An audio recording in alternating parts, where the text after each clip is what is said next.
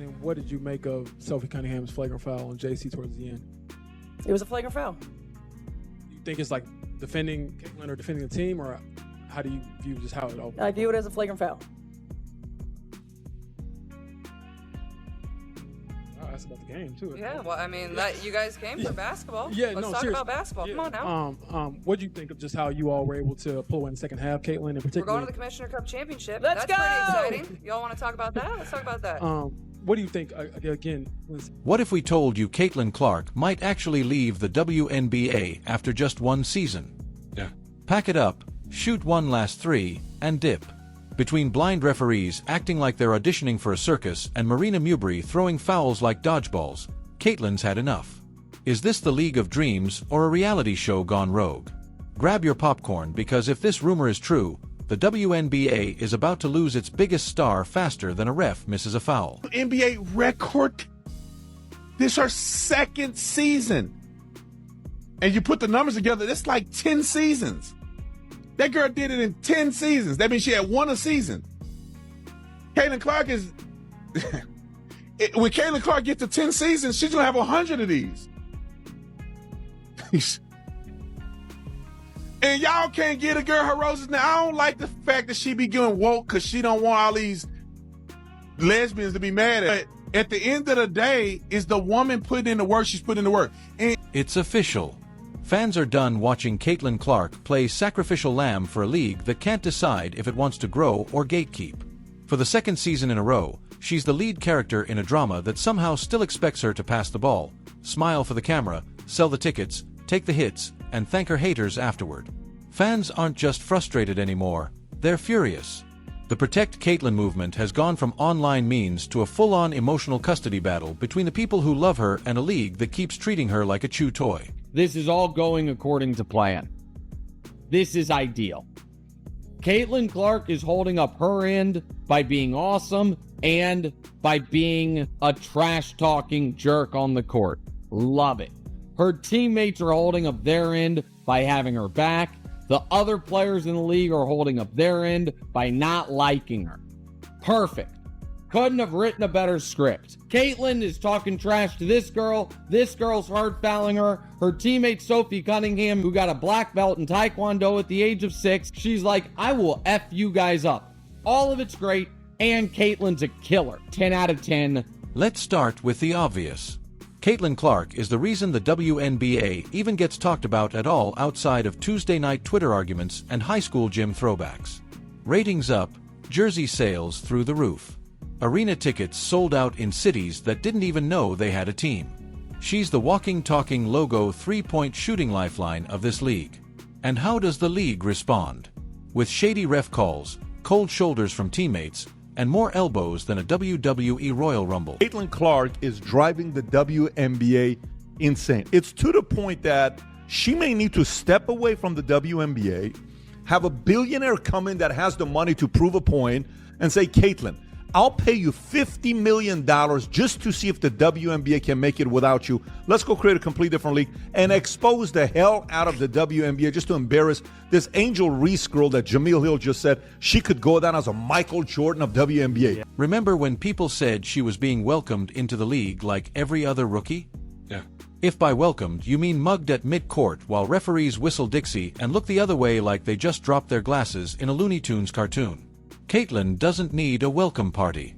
She needs a security detail and a chiropractor. And then there's Marina Mewbury, who decided to deliver a late-game shove like she was trying out for a linebacker position. The foul was so aggressive the NBA probably sent her a contract out of confusion. But of course, Caitlin gets up like nothing happened because at this point, being hit is just part of her pre-game warm-up. Stretch, shoot, dodge a flying elbow, rinse and repeat. What's absolutely bonkers is that every time Caitlin so much as breathes too hard near a veteran, she's called entitled. When she takes a hard foul, it's part of the game. When she doesn't take it personally, they accuse her of being distant. She could rescue a puppy during halftime and still get criticized for not passing the ball to a teammate instead. Meanwhile, the fanbase is out here running digital CPR on the league. Every time someone clocks Caitlin like it's amateur night at Fight Club, fans hit rewind, break it down frame by frame like it's the Zabruder film and scream into the void. How is that not a flag rant? Well, I will say this. When Caitlin Clark was out, they lost 55% of their viewership. So, basically, Caitlin Clark is paying all their salaries. Pretty much. I mean, at the end of the day, you can hate her as much as you want, but she's brought in millions of fucking dollars. So you should be kissing her ass. And that kind of defeated the purpose of Angel Reese's argument of she's like, hey, it's not just Caitlin Clark that is bringing all the viewership to the WNBA. It's like, well, it definitely is. It's like it kind of proved that with the viewership rating being down that she significantly increases viewership with They try so hard to compare her to Caitlin Clark. They try. The ref's silent, the league louder about dress code than player safety. It's like the entire ecosystem has gone mad. Now fans aren't just asking if Caitlin Clark should stay. They are begging her to leave. Imagine her signing a shoe deal, hitting the broadcast booth, or just taking her talents to Europe, where basketball is basketball and not a high-stakes game of let's see how much abuse one woman can endure before she snaps overseas. She'd get paid, protected, and probably greeted at the airport with flowers, not flying elbows. Let's face it, the WNBA is running a Caitlin Clark content farm and feeding her the same slop every week. Unnecessary drama, bad calls, zero support. Fans see it. The media sees it. Even the people who pretend not to like her secretly check the schedule to see when she's playing because love or hate her, she's the whole show. But no one wants to watch the main character get sabotaged every episode. She's brought more to the league in 2 seasons than some franchises have in 2 decades. And yet, she gets treated like a guest at her own party. Even the promos are awkward. Come watch Caitlin Clark and the others. It's like she's Beyoncé and the rest of the league is a very confused Destiny's Child. No shade, just facts. The Fever and Sun hold a brawl and a basketball game breaks out. This was something. Caitlin Clark, without question, gets raked across the face. I think she gets poked in the eye, but it's difficult to tell. If you're the Indiana Fever, you cannot stand by and let that happen. They need to make it clear to the officials. If you're going to let this happen, then we're going to stand up for our player and make a mess of the game, and you're going to have a big mess on your hands. So you need to stand up for this. You need to do something about this. You just learned with definitive data and beyond question that Caitlin Clark controls more than half the audience for the entire WNBA. And let's not forget the constant gaslighting. It's not that bad. She's being dramatic. She needs to earn her stripes. Oh, really? Because last time we checked, she's earned more stripes than a zebra in a barcode factory. She's out here averaging 25 points, 8 assists, and 12 microaggressions per game.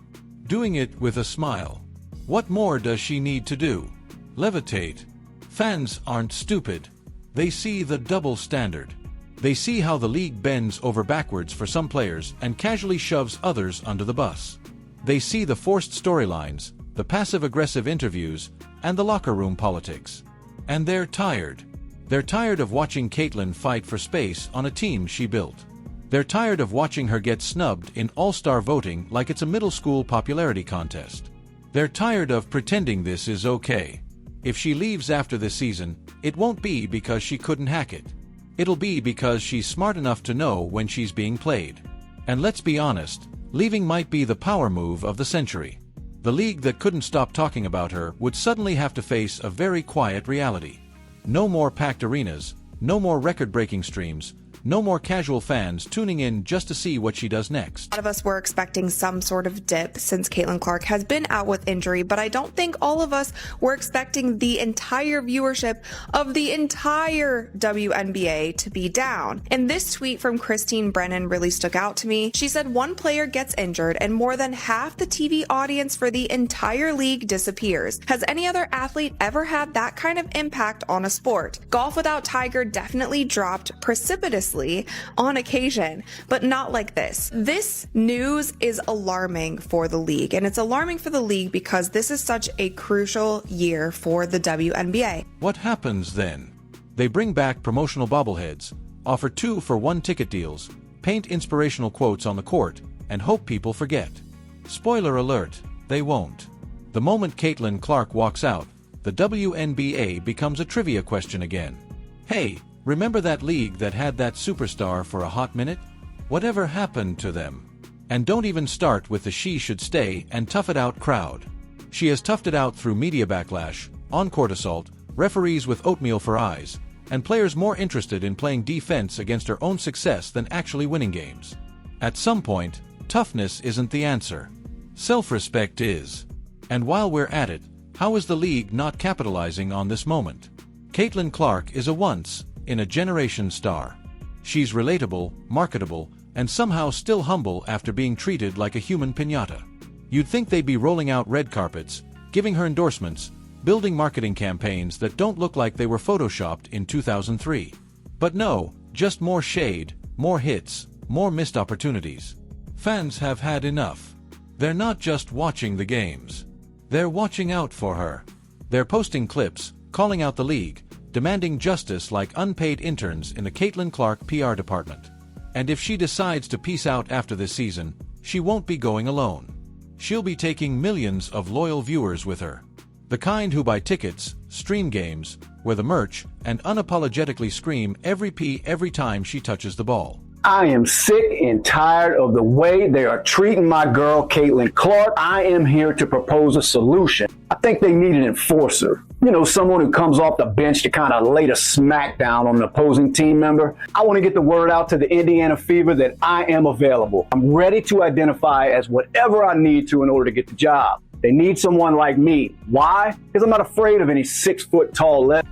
I work out. Now, I have a couple of real good go-to moves in my bag of tricks. If the WNBA wants to keep her, they better start acting like it, because right now it's giving ungrateful roommate energy. And fans, they're ready to pack her bags, drive her to the airport, and cheer as she boards a plane to anywhere that actually respects greatness. In a league starving for attention, Caitlin Clark was the feast. But if all she gets in return is crumbs and chaos, don't be shocked when she decides she's had her fill. And just when you think it can't get more absurd, here comes the cherry on top of this flaming hot mess. The ESPN think pieces. He's bending over backwards, sideways, and upside down to explain why Caitlin Clark getting shoved like she owed Marina Maberry lunch money is somehow her fault. Yes, really. Because apparently having the audacity to talk trash in a professional sports league is now grounds for getting tossed across the court like a gym towel. Forget the actual shove. Forget the fact that Caitlin didn't retaliate, didn't throw a punch, didn't even flinch. She just walked it off like the queen of composure she is. Stuck to basketball and kept her head in the game. Meanwhile, ESPN commentators are out here with their detective caps acting like they cracked the Da Vinci Code because she once smirked after hitting a deep three. She brought it on herself. They say like she asked to be Boda slammed between possessions.